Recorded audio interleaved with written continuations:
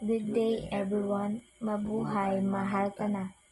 We are going to present the transportation methods for fresh and processed agricultural products. I am Vincier Cuevas. And I am Maria Juliet Cristina R. Sanchez, and we are the group number 20. Introduction. Transportation plays a key role in connecting farmers to market. It ensures that fresh and processed agriculture products reach consumers safely and on time. Importance. Reduce post-harvest losses. Improves income for farmers. Ensure availability of food in urban and rural areas. Mahalaga ang transportation sa agrikultura dahil ito ang nagdurugtong sa mga magsasaka at sa mga merkado. Kapag mabilis at maayos ang transportasyon, mas kaunting produkto ang nasisira at mas mataas ang kita ng mga magsasaka. Halimbawa, ang mangga mula Mindoro ay dinadala sa Maynila gamit ang refrigerated trucks para hindi masira ang mga mangga. Importance of transportation in the supply chain. Links producers, processors, distributors, and consumers. Ensures continuous flow of goods from farm to market. Helps in maintaining product quality and freshness. Ang supply chain ay proseso mula sa pagtatanim hanggang sa pagbebenta. Kailangan ng transportation para tuloy-tuloy ang paggalaw ng mga produkto. Kapag may delay, pwedeng masira o maubos ang supply. Ang halimbawa nito is sa Davao. Sa Davao, maayos ang delivery ng saging papunta sa exporter para makasunod sa schedule ng foreign buyers. Role in reducing post-harvest losses. Proper transport prevents spoilage, bruising, and contamination. Reduce waste and ensure that farmers earn fair prices. Pagkatapos anihin ng mga produkto, madali silang masira dahil sa init o maling paghawak. Ang tamang transportasyon ay nakakatulong para mapanatiling sariwa at maiwasan ang pagkasayang. Halimbawa, ang paggamit ng refrigerated buns ay nagpapahaba ng shelf life ng gatas at isda. Types of agricultural products. Number 1 is fresh products, perishable. Fruits, vegetables, meat, fish, and milk. Requires temperature control and fast transport. Number 2 is processed products. Canned, bottled, or dried goods. Have longer shelf life and can use regular transport. May dalawang klase ng agricultural products. Ang una ay yung fresh products. Ito yung mga madaling masira, kailangan ng mabilis at malamig na transportasyon. Ang halimbawa nito is mga gulay, prutas, at karne. Number 2 is processed products. Mas madali masira, kaya pwedeng ordinaryong transportasyon. Halimbawa nito is mga dilata at mga tuyong prutas. Depende sa uri ng produkto ang pipiliing transportasyon. Transport needs of each type. Fresh products must be delivered quickly, need cold chain system. Processed product, less sensitive, can be stored in boxes or containers. Ang mga sariwang produkto ay kailangan madala agad at malamig ang biyahe, samantalang ang processed goods ay pwedeng i-imbak at ibiyahe ng mas matagal. Ang halimbawa nito is ang mga gulay mula Benguet ay dinadala gamit ang mga refrigerated trucks, habang ang mga dried mangoes sa Cebu ay pinapadala sa ibang bansa gamit ang mga barko. Modes of transportation. There are the three main types of transportation used for agricultural products. Number 1 is land transportation. Number 2 is air transport. And number 3 is water transport. Modes of transportation. These are the three main types of transport used for agricultural products. First is the land transport. It is the most common mode for short to medium distances. The types are trucks, vans, motorcycles, jeepneys, and the advantages: flexible routes, door-to-door delivery, and the disadvantages: affected by poor road conditions and traffic. So, dito sa land transport, ito ang karaniwang paraan ng pagbiyahe ng mga products dito sa Pilipinas.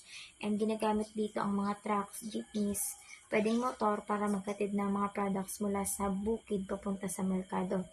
And ang halimbawa nito is yung mga bigas from Nueva Ecija is dinadala nila sa Bulacan gamit yung mga malalaking trucks. And ang problema lang din minsan is may mga traffic and mga sira-sirang kalsada.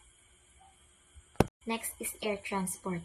Used for high value or highly perishable goods. The types are air freight and cargo planes. And the advantages, it is fast and reliable. Disadvantages, very expensive. So dito sa air transport, ginagamit siya para sa mahalaga or madaling mga masirang produkto. And ito, mas mabilis pero at the same time mas mahal.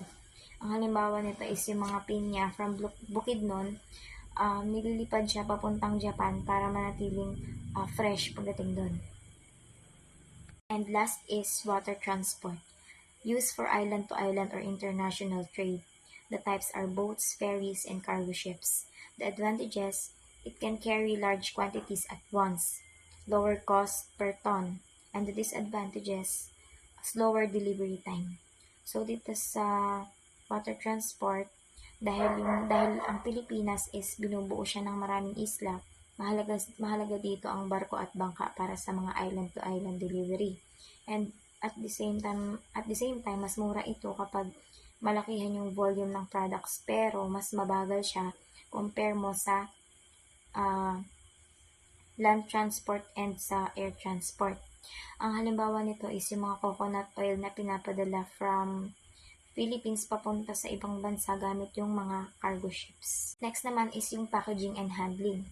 So, yung purpose nga is to protect products from damage, contamination, and temperature changes. And good packaging ensures product freshness and safety during transit. So, dito sa packaging and handling, mahalaga siya dahil para maprotektahan niya yung products from sa mga pinsala and sa dumi na rin habang bumabiyahe. And yung mga halimbawa nito is yung mga prutas na nilalagay sa mga foam or crates, yung mga isda at karne sa insulated boxes, and yung mga bottled goods sa kahon na may mga dividers. Mas maayos na handling, ibig sabihin, mas kaunting sirang produkto. Next is the modified and controlled atmosphere packaging. So it extends shelf life by adjusting air composition, which is the oxygen and carbon dioxide. It is used for products like fresh cut fruits and vegetables. So dito naman, ito yung modern packaging kung saan binabago nito yung hangin sa loob or kontrolado nila yung oxygen and carbon dioxide para mas tumagal yung product. Ang halimbawa nito is yung mga saging sa export containers ay nilalagyan nila ng controlled atmosphere para hindi siya agad mahinog habang nasa biyahe. So, cold chain management, this is a system that keeps temperature-sensitive products fresh from farm to market. Components is cold storage at the farm, refrigerated transport, trucks and containers, and cold display at markets or supermarkets. So, dito naman is isa siyang system para mapanatili niyang malamig and fresh yung mga products from hanggang sa makarating siya sa market. And yung tatlong bahagi nito is yung mga cold storage na nasa farm, yung mga refrigerated na trucks, and yung mga nasa tindahan na cold display. And ang halimbawa naman nito is yung mga milk and fish na dinadala araw-araw gamit yung refrigerated trucks para hindi siya agad mapanis. Challenges in transportation. Number 1, poor road infrastructure, delays deliveries, increases product spoilage, high logistic cost, fuel prices and tolls add expenses. Weather conditions, typhoons and floods disrupt transport routes, and limited cold chain facilities, especially in rural areas.